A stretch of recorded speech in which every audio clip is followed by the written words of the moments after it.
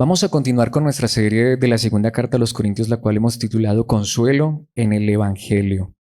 Hace 8 días concluimos el capítulo 7 y dijimos que allí ya se cerraba una sección. Pablo venía hablándonos de verdades demasiado grandes, demasiado profundas, que competen a lo que Dios ha hecho por nosotros a través de su amado Hijo Jesucristo para darnos la salvación, la vida eterna. Y también nos venía hablando de algunos asuntos prácticos de cómo nosotros debemos vivir en respuesta a lo que Dios ha hecho por nosotros.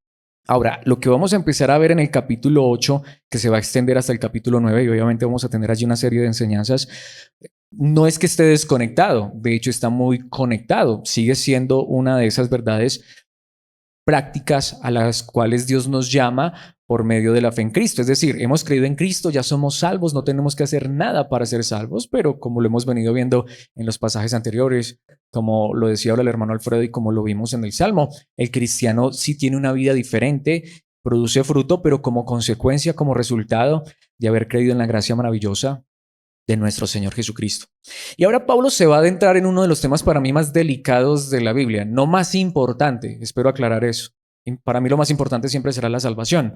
Digo es delicado precisamente porque muchos han colgado de la salvación de esto y de pasajes como estos, muchos, perdón lo que voy a decir, pero han estafado a las personas en nombre de Dios y por esto es que muchas personas tienen recelo frente a este tipo de palabra. Y de hecho, estoy tan feliz de predicar este pasaje porque si no conociéramos todo lo que Dios nos ha enseñado en los primeros 7 capítulos, si no hubiésemos estudiado la primera carta de los Corintios ya, mis hermanos, se los aseguro, seguramente sacaríamos este pasaje de su contexto y este día no sería una bendición sino un desastre.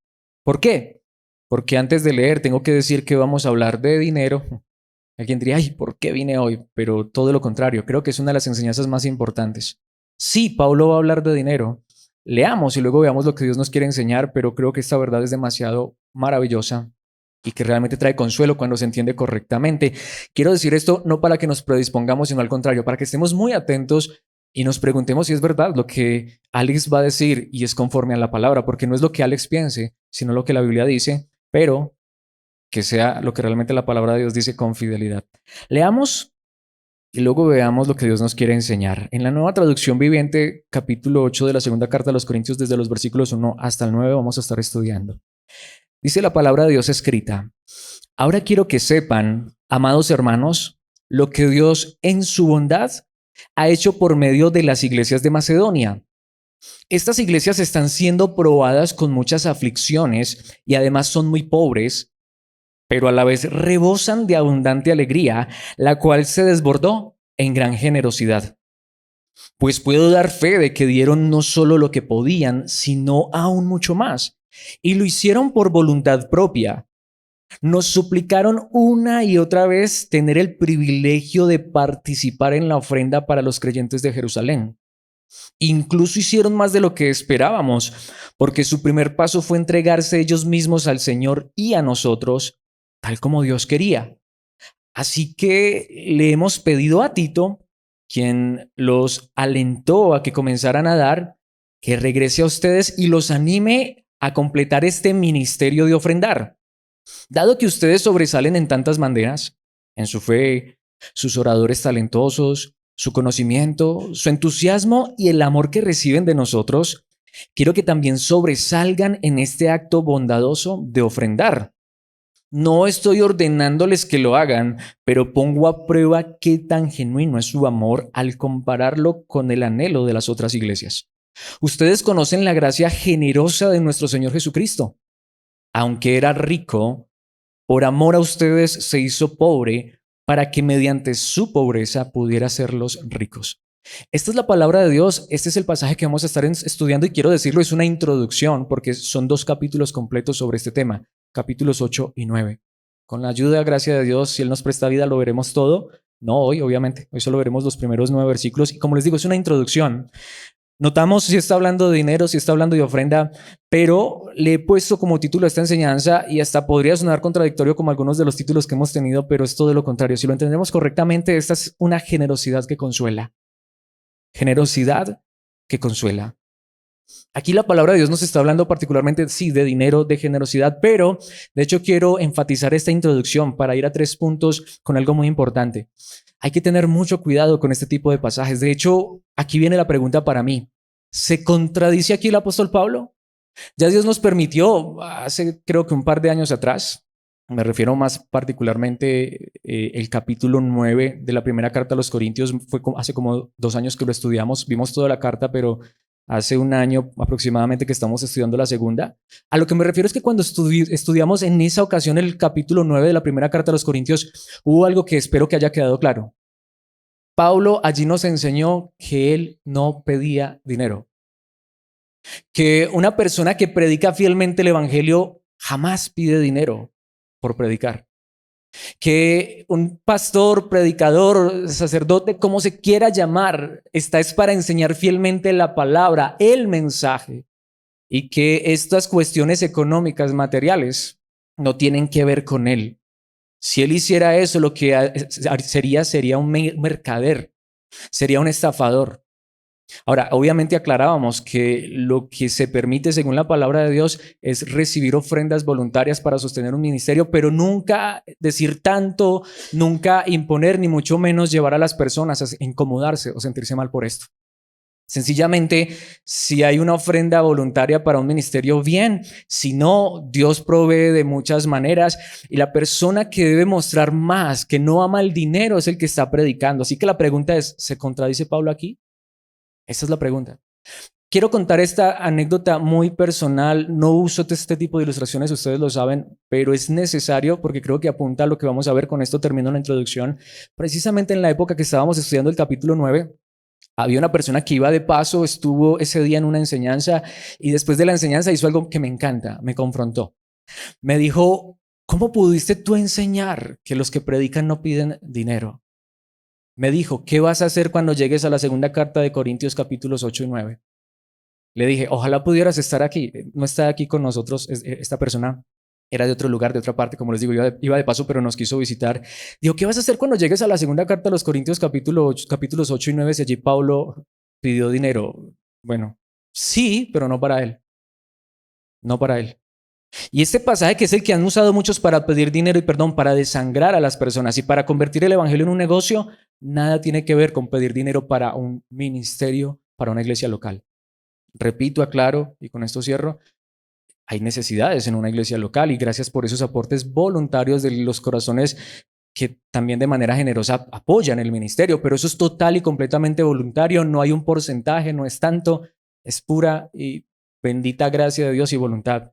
Pero de lo que está hablando Pablo aquí es de la generosidad, pero con los demás. La generosidad con los que están en necesidad. La generosidad con los desvalidos. La generosidad con los pobres. Espero que esto esté claro. Nosotros no pedimos diezmos, ni siquiera creemos que estemos bajo la ley del diezmo. No, nunca lo hemos hecho y esperamos que con la gracia de Dios nunca lo hagamos. Pero aun si fuéramos a la ley del diezmo, muchos de los diezmos o gran parte de los diezmos era ¿para quién? Para los pobres, para los huérfanos, para las viudas, para los extranjeros. En tantas iglesias donde piden diezmos, ¿utilizan el diezmo para eso? No. Vaya que tú le digas al pastor, ¿será que le puedo dar el diezmo a un vecino que sufrió una calamidad? No, eso es sagrado, no toques eso. Mis hermanos, a lo que me refiero es que aún dentro del Antiguo Testamento, que dar dinero sí era una ley, aún ese dinero era para ayudar a las personas desvalidas en necesidad. También se tomaba alguna pequeña parte para los que servían, pero déjenme decirles, pero tampoco era dinero.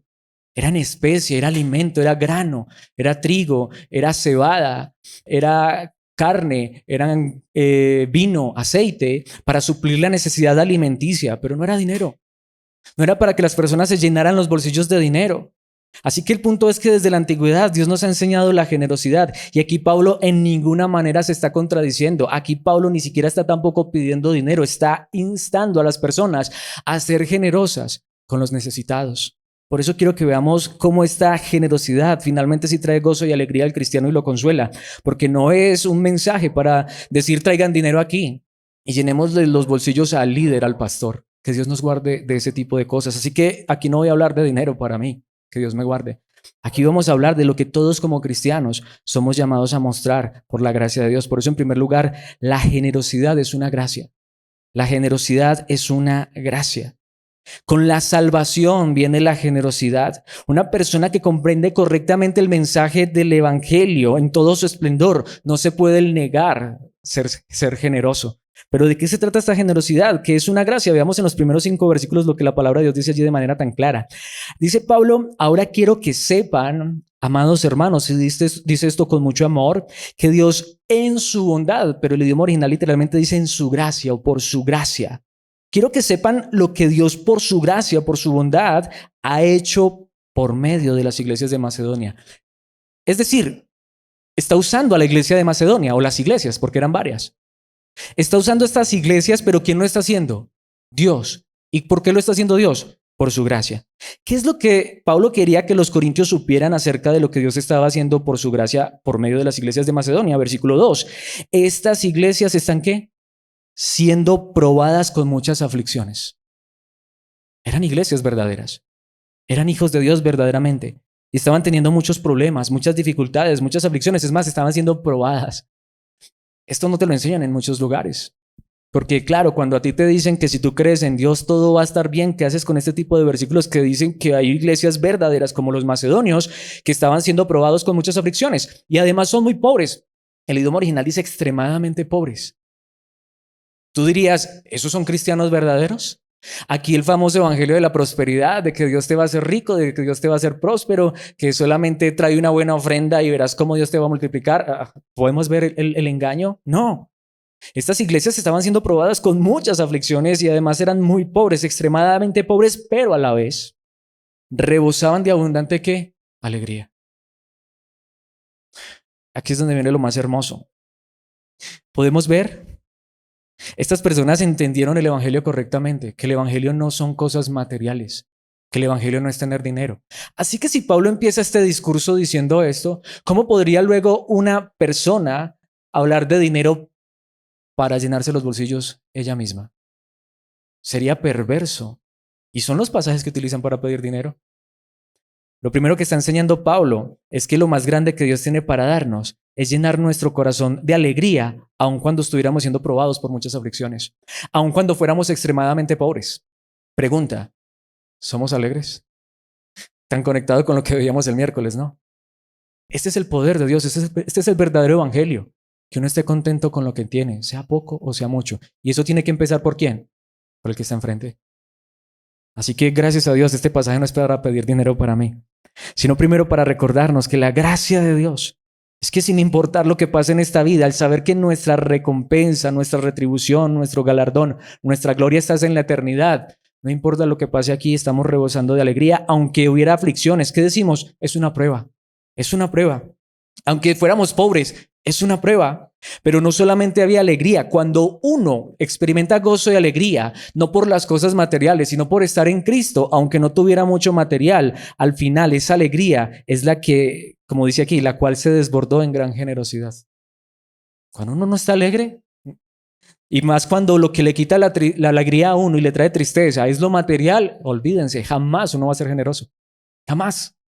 A uno siempre le va a faltar, uno siempre va a decir que no tiene, uno siempre va a buscar la excusa, pero nunca va a ser generoso. Pero obviamente quiero nuevamente recordar esto. No estoy hablando de ser generoso con Alex, ni con este lugar. En un momento vamos a ver el énfasis de esto. Es saber que yo no soy el único que pasa necesidades, que a mi lado puede haber un padre que esté pasando necesidades, una madre, un hijo, un familiar, un amigo, un vecino, un hermano de la congregación, de la iglesia. Así fuera mi enemigo. De eso es de lo que se trata. Pablo aquí no está hablando de pedir dinero para él, nunca lo hizo. Nunca lo hizo, hasta advirtió que Dios me guarde de pedir dinero, porque eso sería vender el evangelio, decía Pablo, y yo quiero apropiarme de esas palabras. De hecho, aquí quiero aclarar un detalle histórico. Macedonia en su momento llegó a ser una de las ciudades más importantes y más ricas, porque en su momento, siglos antes de Cristo, fue la patria de Alejandro Magno. Pero cuando llegó el Imperio Romano y arrasó con todo, literalmente se robaron la riqueza, los despojaron de toda su riqueza y ahora Macedonia era extremadamente pobre, aunque en su momento había sido muy rica. Y los cristianos no estuvieron exentos de sufrir todos estos vejámenes. Sin embargo, el punto es que rebosaban de abundante alegría y hasta esto se desbordó en generosidad porque aún lo poco que tenían lo querían compartir con otros que tenían mayor necesidad que ellos. No era que aún en tu pobreza y tu necesidad, trae aquí. No, no, no, no, no. Aún en nuestra pobreza o necesidad o problemas y dificultades, no cerremos nuestros ojos, no seamos egoístas y pensando que nosotros somos los únicos que tenemos necesidad. Más bien digámosle, Dios, lléname de gozo y alegría y ayúdame a mirar a mi lado porque quizá haya alguien que esté más necesitado que yo.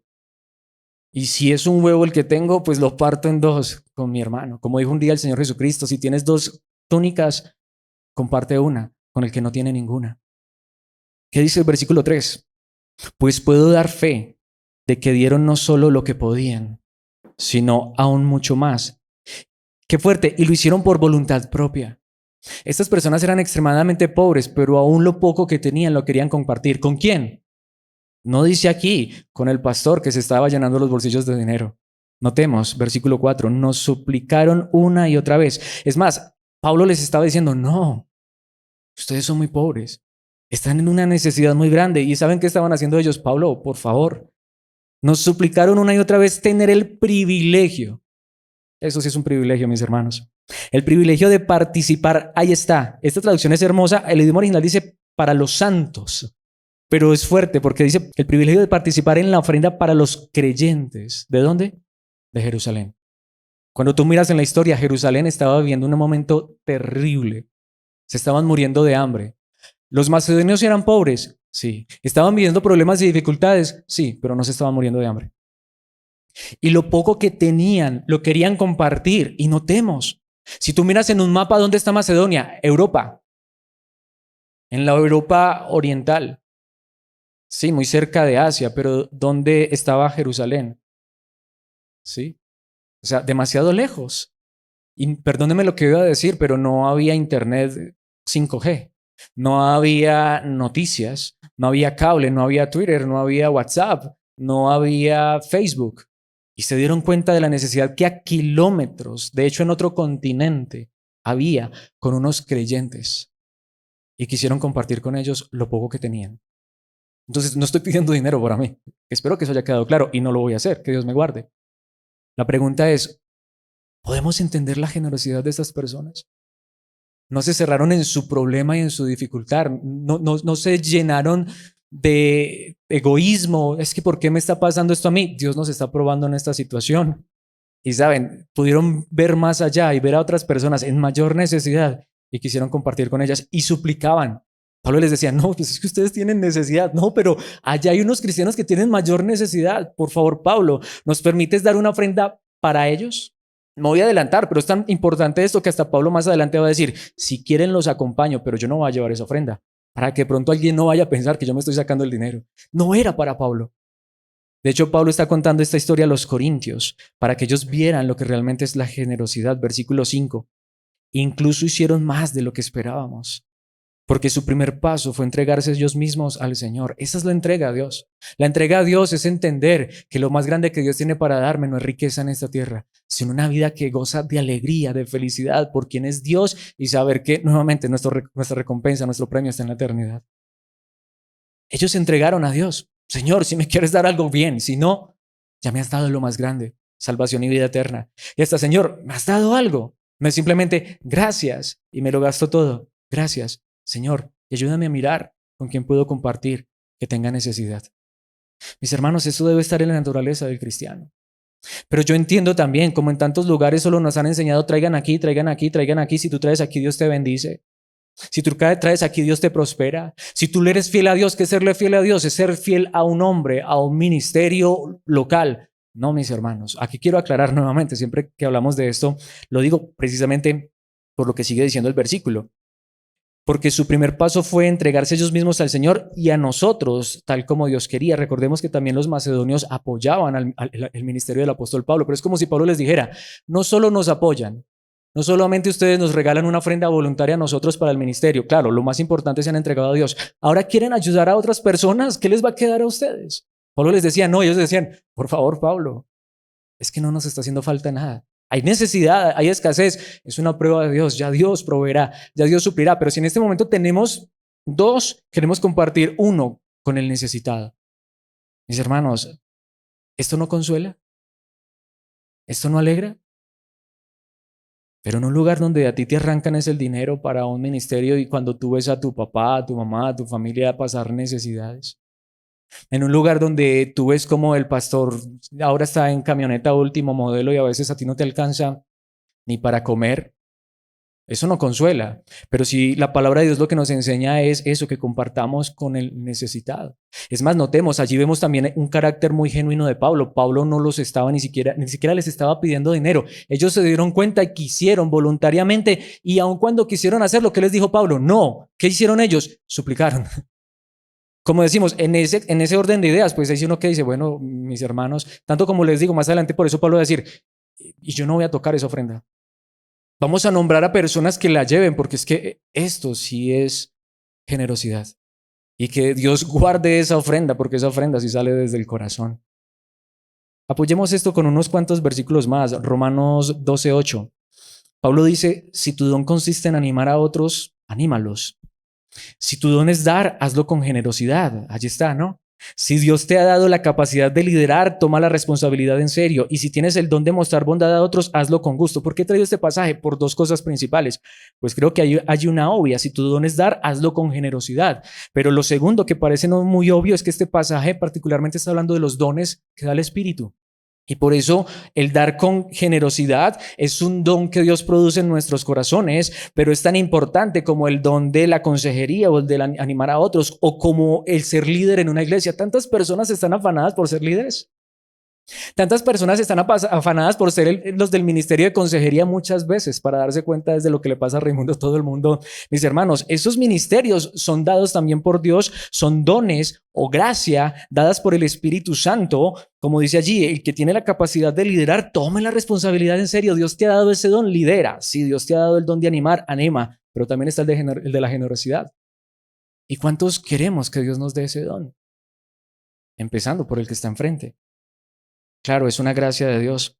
Por eso Pablo en Gálatas capítulo 2, versículo 10 dice, la única sugerencia que hicieron fue que siguiéramos ayudando a los pobres, algo que yo siempre tengo deseos de hacer. Contexto de este pasaje, Pablo está en una reunión en Jerusalén, antes de que ocurriera todo este asunto de la pobreza en Jerusalén. Y en esa reunión que Pablo tuvo en Jerusalén estaban hablando de qué se trata el evangelio verdadero. Y cuando terminaron la reunión y se dieron cuenta de que predicaban tanto los de Jerusalén como Pablo que predicaba a los que no eran judíos, que predicaban el evangelio verdaderamente, al final los cristianos, los líderes de Jerusalén le dijeron, Pablo, no te olvides de ayudar a los pobres. Y Pablo dijo, no tienes que recordármelo, es algo que yo siempre quiero hacer. Eso está en la naturaleza del cristiano. El cristiano no puede ver a alguien pasar necesidad y él tener un poco más y no ayudar en la necesidad. Pero como les digo, como muchas veces nosotros creemos que somos los únicos que tenemos necesidad, si Dios nos abriera los ojos para ver un poquitico más allá, nos daríamos cuenta que muchas veces en nuestra necesidad puede haber alguien que está todavía más necesitado. Santiago lo dice de esta manera en el capítulo 2, versículos 15 al 17. Supónganse que ven a un hermano o a una hermana que no tiene que comer ni con qué vestirse. Claro, esto lo conectamos con la enseñanza del miércoles. Tampoco estamos hablando de lujos. Tampoco estamos hablando nuevamente de llenarle los bolsillos de dinero a alguien. Ay, qué pesar del hermano que mira, no tiene para comprarse la camioneta último modelo. No tiene para viajar en avión. No, estamos hablando de lo básico, de lo necesario, alimento, vestido. Pero si vemos a una persona en una condición de estas y uno de ustedes le dice, adiós, que tengas un buen día, muy amable, ¿cierto? Abrígate mucho y aliméntate bien. Y uno sabe que está pasando necesidad, pero no le da ni alimento ni ropa. ¿Para qué le sirve? Es fuerte, ¿no? ¿Qué dice el versículo 17? Como pueden ver, la fe por sí sola no es suficiente. Decir que creo en Dios, pero ver la necesidad de otro y cerrar mi corazón a la necesidad de un hermano que está pasando necesidad. Dice Santiago, a menos que produzca buenas acciones, esa clase de fe que está muerta y es inútil. Claro, aclarar, porque aquí es donde muchos han dicho que las buenas obras te llevan al cielo. Y tú ayudas a una persona que está en necesidad y ¿qué te dice? Dios le pague y le dé el cielo. No, te equivocaste. Yo estoy haciendo eso porque estoy viendo tu necesidad, pero el cielo Dios no me lo va a dar porque te esté ayudando en tu necesidad. Hago esto porque Dios ya me ha dado el cielo. Hago esto porque es que Dios me ha puesto un corazón generoso y Dios no tiene por qué pagarme. Dios ya me ha dado lo más grande. Así que ahórrate esos deseos. Ya tengo el cielo por gracia, porque soy salvo no por obras, sino por gracia. Pero precisamente hoy que entiendo que el cielo es mío, que la eternidad es mía por lo que Cristo hizo, quiero compartir contigo de lo poco que tengo. Eso es generosidad que consuela. Precisamente nos lleva al segundo punto, pero esta es la generosidad que tiene que ejercitarse. La generosidad es un ejercicio. Aquí es donde repito esto, lo que decía hace un momento. En tantos lugares te obligan, te manipulan, te controlan, para que des claro que normalmente es para traer hacia acá. Pero mi hermano, mi hermana, si Dios nos ha dado algo y vemos a alguien a nuestro lado en necesidad, ¿no deberíamos poner la generosidad en práctica? Y no deberíamos hacer aún que esa generosidad se ejercite y crezca. Es lo que nos enseñan los versículos 6 al 8. La generosidad debe cultivarse. Dice el versículo 6, así que le hemos pedido a Tito, quien los alentó a que comenzaran a dar, que regrese a ustedes y los anime a completar este ministerio de ofrendar. ¿Pero para quién? ¿Para Pablo? No. ¿Para Tito? No, no, no. Para las personas en necesidad. A veces necesitamos ser alentados. Eso es lo que yo quiero hacer en esta hora. Que seamos animados por la palabra. Que podamos entender que ofrendar es un ministerio, pero no es ofrendar llenando las arcas de un lugar. La verdadera ofrenda es ayudar en la necesidad. Si allí hay una persona en necesidad, que Dios nos permita ver esa necesidad y ayudar. Eso es ofrendar. Pero te hago esta pregunta. Si has estado quizá en otra congregación, en otra iglesia, ojalá que sí, no lo sé, yo tampoco conozco cada iglesia de este mundo en cada congregación, pero te han enseñado que ofrendar no es cuando ponen ahí el alfolí, la vasija, la coca, la ponchera, no sé cómo lo llamen, el ofrendario. Te han enseñado que ofrendar es cuando sacas aún de lo que tienes y lo compartes con alguien en necesidad. ¿Cómo le llaman a eso? Limosna. Ahí sí no le llaman ofrenda. Eso es ofrendar verdaderamente. Diría acá, espero que esto no lo tomemos de manera personal, sino que pues si hay una necesidad aquí, pues ayudemos en esa necesidad, pero una necesidad que tú ves. Si tú sabes que realmente hay una necesidad, por favor ayuda a esa necesidad, si Dios lo pone en tu corazón. Pero si la necesidad está allí enseguida, ayudemos a esa necesidad. Si la necesidad está en tu familia, ayuda a tu familia. Si, nuevamente repito, si es de tu papá, de tu mamá, de tu hermano, tu tío, tu primo, tu amigo, tu vecino, hasta tu enemigo. Si tu enemigo tiene hambre, dale de comer. Si tienes sed, dale de beber. Estás ofrendando. Estás ofrendando. Mis hermanos, ese es el verdadero ministerio de ofrendar. Vamos a formar aquí el ministerio de ofrendar. Y salen cada 8 días o cada que tenemos servicio, sale un hermano adelante a recoger la ofrenda. ¿Qué ministerio de ofrendar? Ni que nada. Es una manera de manipular, de ponerte ahí el ofrendario para que eche, para que el otro mire a ver cuánto va a echar. Perdón, mis hermanos, pero es manipulación. Nuevamente, si tú crees que hay una necesidad y la ves y Dios te pone en el corazón, gracias. Y es importante. Pero nuevamente, si la necesidad está allí a tu lado, si la necesidad está allí en tu familia, por favor, suple esa necesidad y ofrenda de esa manera. A mí esto me consuela realmente. Espero que a ti también. Versículo 7. Dado que ustedes sobresalen en tantas maneras, en su fe, ellos tenían fe verdadera, eran salvos. Sus oradores talentosos tenían predicadores excepcionales y qué bien. Su conocimiento, tenían buen conocimiento de la verdad de Dios, de su palabra. Su entusiasmo y el amor que reciben de nosotros. Hombre, ¿qué le hacía falta a esta iglesia? Ser más generosa con la necesidad de otros. Quiero que también sobresalgan en este acto bondadoso de ofrendar. Y nuevamente, ¿para quién? Para las personas que estaban en necesidad. Para una iglesia muy lejos en Jerusalén que tenía una necesidad verdadera. Versículo 8. Y esto es hermoso. No estoy ordenándoles que lo hagan. A los macedonios no les pedí. Antes cuando me dijeron que querían dar, les dije, pero ¿cómo si ustedes no tienen? Pero ahí sí pongamos en contexto las cosas. Resulta que Corinto en ese momento sí era una metrópoli. Era una ciudad cosmopolita y en ese momento era una ciudad con mucho dinero. Y como vemos en otros contextos de la palabra, en otros pasajes, los corintios tenían dinero. Tenían con qué. Así que lo que Pablo está diciendo es, miren, yo nunca les voy a pedir dinero, mucho menos cuando están pasando una necesidad.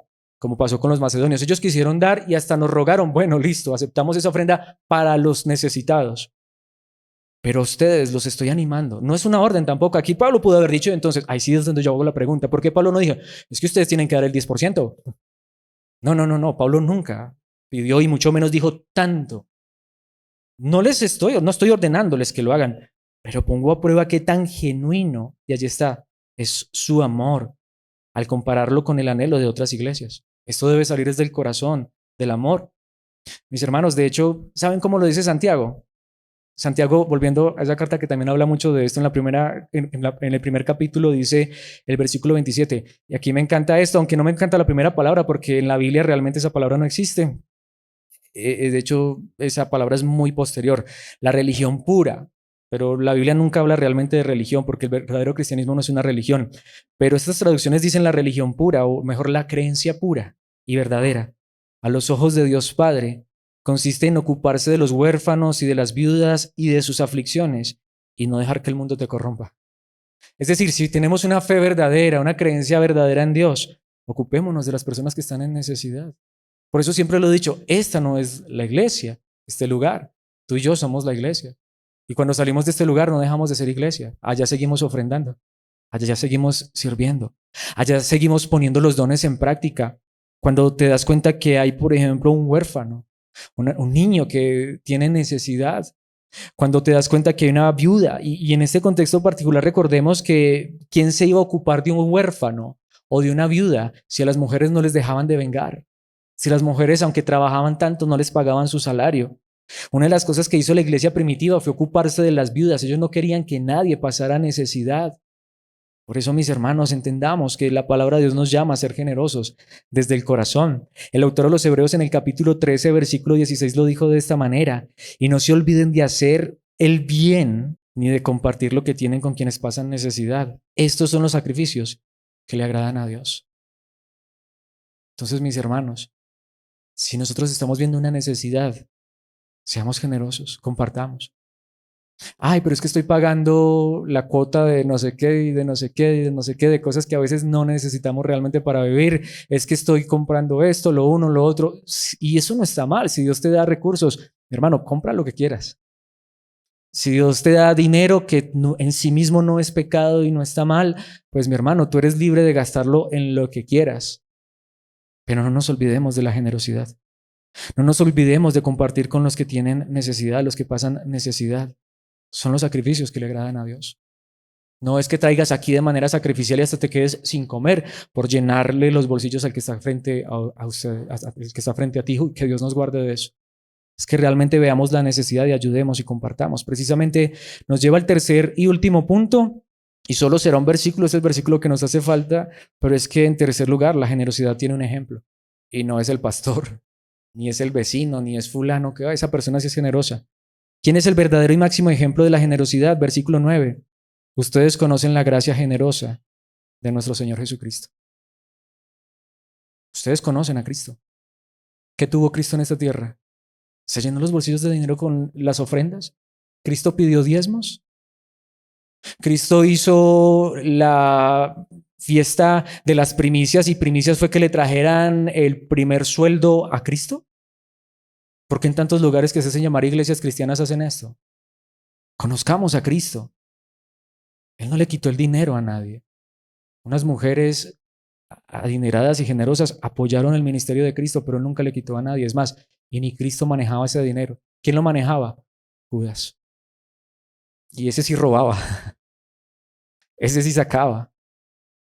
Pero Cristo, siendo el Hijo de Dios, siendo Dios hecho hombre, ¿qué tuvo en esta tierra? Ni siquiera manejaba la ofrenda que le daban. La manejaba un ladrón.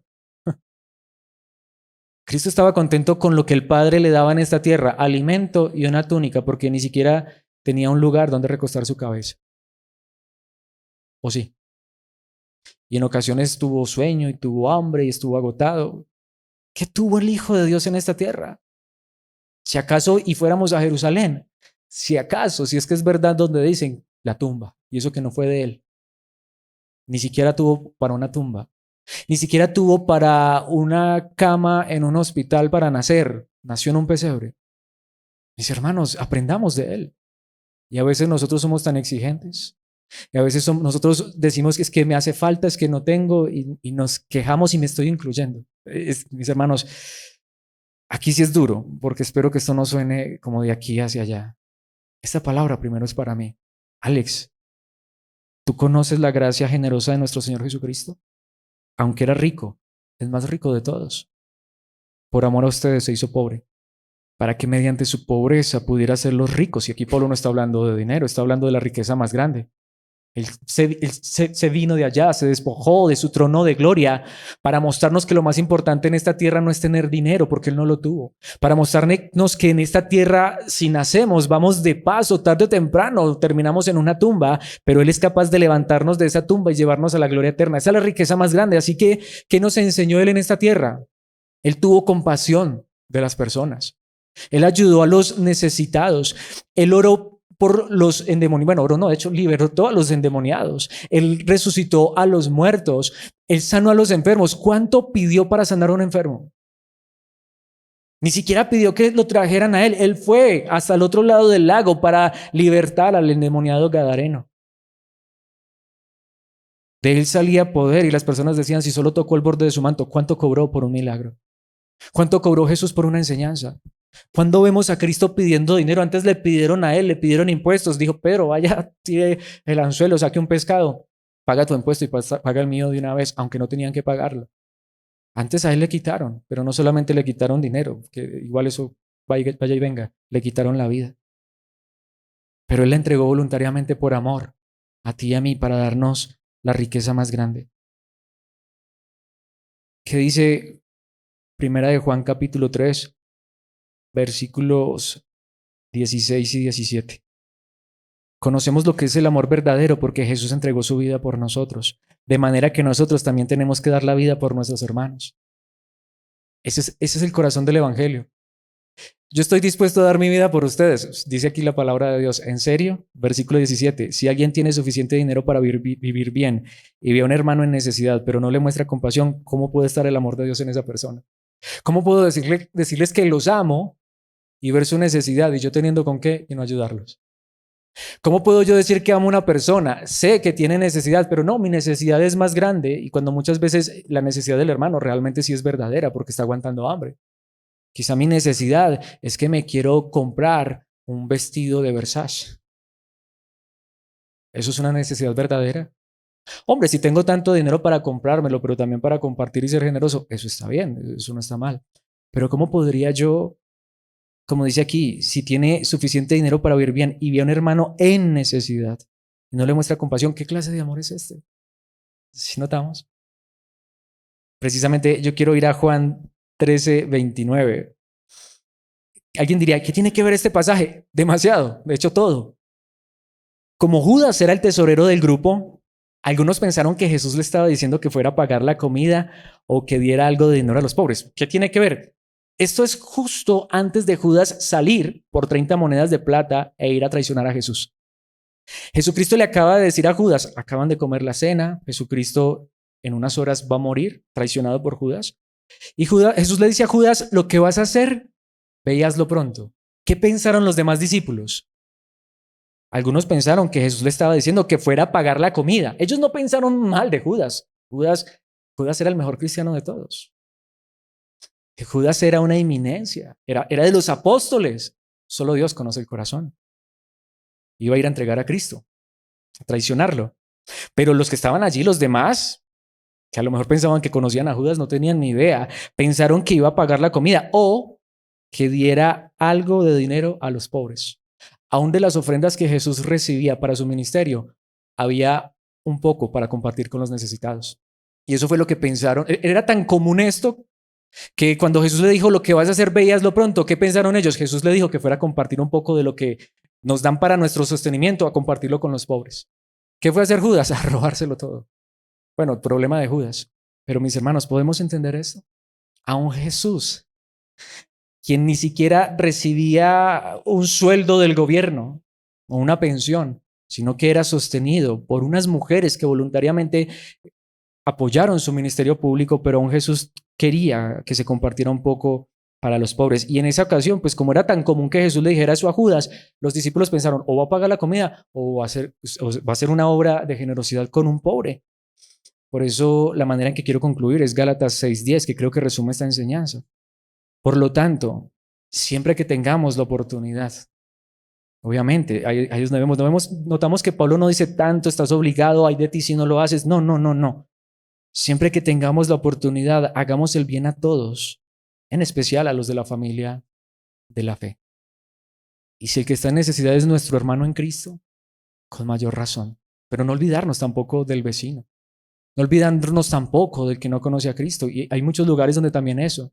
¿Cómo vas a darle tu dinero a alguien que no tiene a Cristo Jesús? Ayudar a alguien que no tiene a Cristo. Hasta a veces es el familiar, pero como no es cristiano, en especial a la familia en la fe, sí, pero dice a todos, sea quien sea. Y obviamente quiero aclarar que aquí este bien se refiere a todo el bien que pudiéramos llegar a hacer, aún incluido esto, de compartir nuestros recursos con alguien que pasa necesidad. Mi pregunta final es, ¿nos consuela esta generosidad? ¿Creemos que realmente es una enseñanza correcta y verdadera? Saber que esta generosidad es un regalo. Así que la manera en la que quiero que concluyamos es que oremos y le pidamos a Dios. Es más, ¿cuántas veces oramos en nuestra oración personal diciéndole a Dios, en lugar de traerle la lista de todo lo que quiero, y más en esta época, no, llegó diciembre. Sí, vamos a hacer la lista del niño Dios. ¿Qué tenemos en la lista del niño Dios? Obviamente, estoy diciéndolo de manera metafórica, no creemos en el niño Dios. A lo que me refiero es, si eso fuera verdad y pudiéramos realmente tener un deseo para el 24 de diciembre, pondríamos en la lista, Señor, dame el regalo de la generosidad. Dame el regalo de estar feliz y contento, sea poco o mucho que me regales, pero aun si fuera poco, que aún en ese poco yo pueda compartirlo con otra persona que pueda estar más necesitada que yo. Señor, hoy quiero que me ayudes. Y también pasa, ya llega el fin de año, el nuevo año, en este nuevo año que va a empezar, me voy a proponer hacer ejercicio. Señor, ayúdeme a ejercitarme en la generosidad. Señor, ayúdeme a seguir tu ejemplo de lo que es vivir en esta tierra, haciendo la voluntad del Padre y reconociendo que lo más grande está del otro lado. ¿Cómo lo mostramos? Mirando más allá que nosotros mismos de manera egoísta, sino entendiendo que la generosidad debe hacer parte de nuestras vidas y que cuando Dios lo haga en nosotros y nos permita ser generosos, esto nos consuele porque decimos estamos solamente haciendo lo que Dios está produciendo en nuestros corazones. Pidamos esto para concluir esta enseñanza. Padre nuestro que estás en los cielos, gracias por este mensaje y principalmente te pido esto por mi vida. Ayúdanos, Señor, personalmente en mi vida, ayúdame a ser generoso. Ayúdame a estar feliz, ayuda a la iglesia, ayuda a mis hermanos, ayúdanos a estar felices, entendiendo que lo más grande ya nos ha sido dado, la salvación, la vida eterna. Pero que esa felicidad y ese entendimiento correcto del Evangelio nos ayude a mirar a nuestro lado, nos ayude a entender que muchas veces realmente ni siquiera necesidades tenemos, las hemos creado. A veces somos egoístas, materialistas, pensando solo en las cosas de esta vida. Ayúdanos a mirar cada día más el ejemplo de tu amado Hijo, quien nació en un pesebre, quien tuvo que huir a una tierra desconocida, fue extranjero, quien no tenía recursos y tuvo que aceptar la ofrenda voluntaria de unas mujeres. Pero aún de eso quería compartir con los pobres, pero mayor aún, entregó su vida para darnos la más grande riqueza. Él nos enseñó lo que es realmente vivir en esta tierra. Ayúdanos a imitarlo. Ayúdanos en el poder de tu espíritu a tener esta gracia maravillosa de la generosidad. A entender que si así tuviéramos poco hoy, podamos compartir un poco de esto con aquel que pueda tener mucho menos que nosotros. Y que si tenemos mucho, pues que sea entonces mucha la generosidad que abunde en nuestras vidas, aunque esto suene redundante. Padre, por favor, ayúdanos a vivir este evangelio. Que no solamente si está en nuestro corazón separemos una ofrenda voluntaria para el ministerio de la predicación, sino que podamos ofrendar en todo momento, en todo lugar, allí en una necesidad con nuestro amigo, con nuestro vecino, con nuestro compañero de trabajo o de estudio. que podamos ofrendar a nuestros padres si ellos están pasando necesidades, si podemos ayudarlos económicamente, o que si es un padre que ve que su hijo tiene necesidad, que le ofrende a su hijo, que podamos ser generosos, que las personas vean esto, que esto no es una religión, es una vida que quiere cada paso que da en esta tierra reflejar la gloria que nos has dado a través de Cristo, mostrar tu imagen, como nos has enseñado en tu palabra anteriormente, mostrar tu riqueza, que no es material, sino es del corazón, de alegría, de gozo, de paz y aún de compartir los recursos que nos das, porque esta es la verdad que nos has mostrado a través de tu Hijo. Que entendamos que si ya el cielo es nuestro, ¿qué podríamos perder en esta tierra? Al contrario, que lo que sea que tengamos, si tarde o temprano lo dejaremos aquí y partiremos a recibir nuestra herencia verdadera, que antes con estas cosas atesoremos en el cielo. Ayúdanos, Señor, a no amar el dinero, a no buscar lo material, sino a buscar tu reino, tu justicia, esto que permanece para siempre, esto que no se desvanece, esto que tu palabra llama riqueza, que no añade tristeza. Ayúdanos a vivir en esta verdad y que esta generosidad nos consuele. En Cristo Jesús, tu amado Hijo. Amén y amén.